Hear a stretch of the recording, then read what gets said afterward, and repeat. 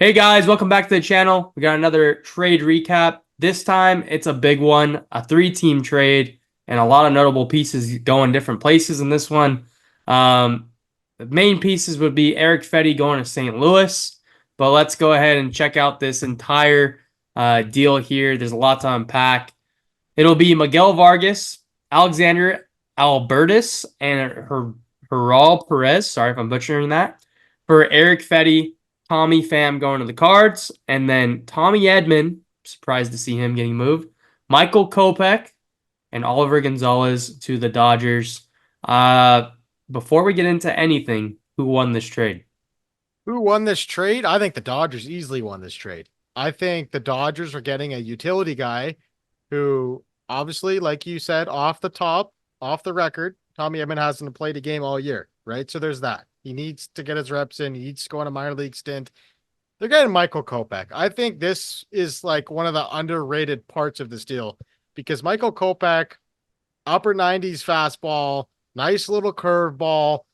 I think this guy is going to be disgusting on the Dodgers. I wouldn't surprise me if he had a sub 3 ERA or a low 2 ERA with the Dodgers because I feel like all projects that go to the Dodgers usually figure it out. So, yeah, I was very surprised to see him in this trade.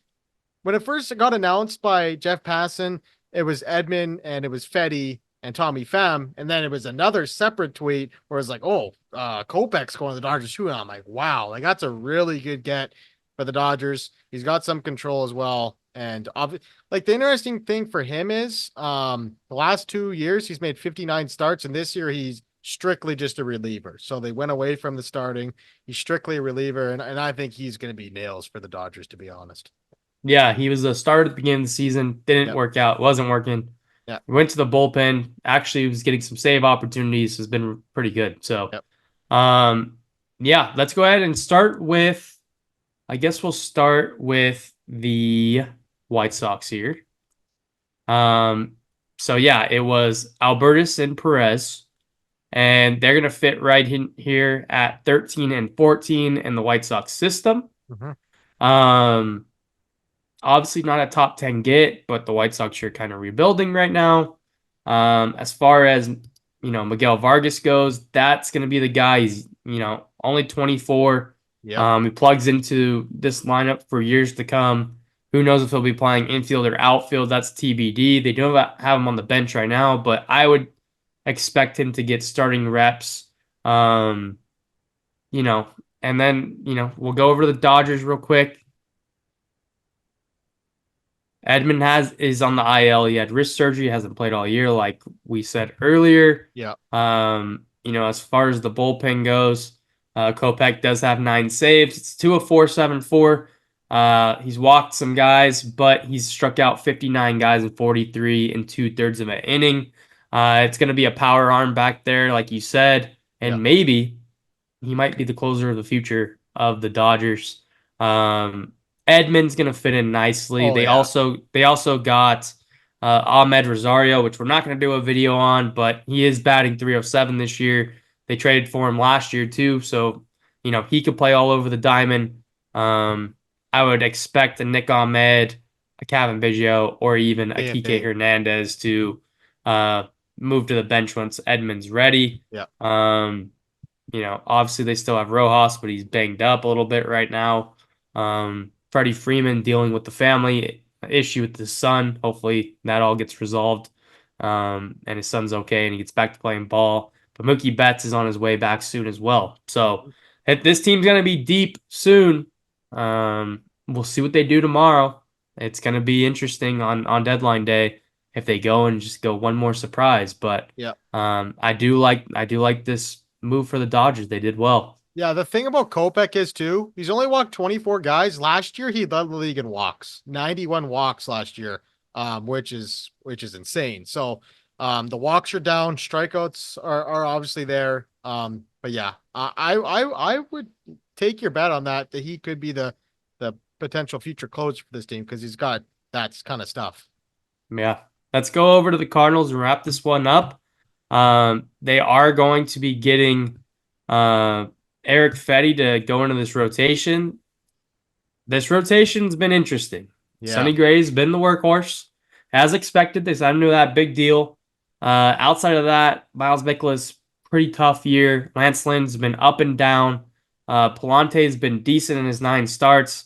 Kyle Gibson's been better than we thought he was going to be, still eating those innings at, 113 innings pitched, not going to strike out too many guys. Yep. Eric Fetty's kind of a similar guy, not going to strike out too many guys. He's pitched 121 and 2/3 of an inning to a 3.11 ERA. If I had to guess, Palante probably maybe gets bounced, or Mikolas. Hard to say because Mikolas has been in that rotation for so long. But yeah, I mean, I would like to see them go make another move, to be honest. Maybe move on from one of these guys. Maybe move on from Mikolas. I don't know. Yeah. Maybe move him in a different deal or a deal for another starter.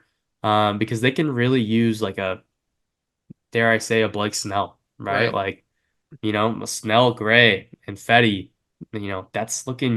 That looks like it could compete in the playoffs, right? So well, you take a look at their offense. Obviously, Dylan Carlson's mixed in with some trade rumors, obviously, but were you surprised that they moved on from Edman?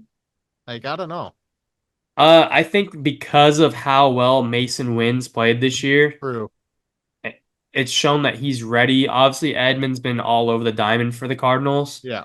But they haven't used him all year, and realistically, they've gotten production from where he would be playing, right? Like, yeah, Nolan Gorman is only batting 204, but he's got 19 home runs. Yeah. Mason Wynn is their shortstop of the future. Yeah. Then you got to stick him in the outfield, and they have a lot of outfield depth there. So I'm not surprised. Edman was like one of their dudes back 2 years ago, 3 years ago. He thought he'd be untouchable. But when you're going and getting a controllable starter that's cheap, and where they don't have to spend money on this guy, and you're gonna have him for multiple years, it makes a lot of sense. Tommy Pham obviously just has familiarity with the Cardinals. Right. He started there. He's been on a playoff team for the past couple of years. So he's gonna be a guy that they know that will fit their mold of what Cardinals baseball is. And I would expect him to actually get some more at bats than people would probably think. So I mean, he's got 297 plate appearances this year. Maybe Siani's coming out. Obviously, Tommy Pham isn't a center fielder anymore. So you need somebody else, maybe a Newt Bar or something to play center. But I would expect Tommy Pham to get some at bats. Yeah.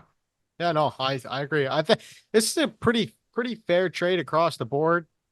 If I had to pick a winner, though, I would say the Dodgers get the slight win there, just because they get a guy like Kopech and a guy like Edman. I think Edman's going to fit in great with the Dodgers.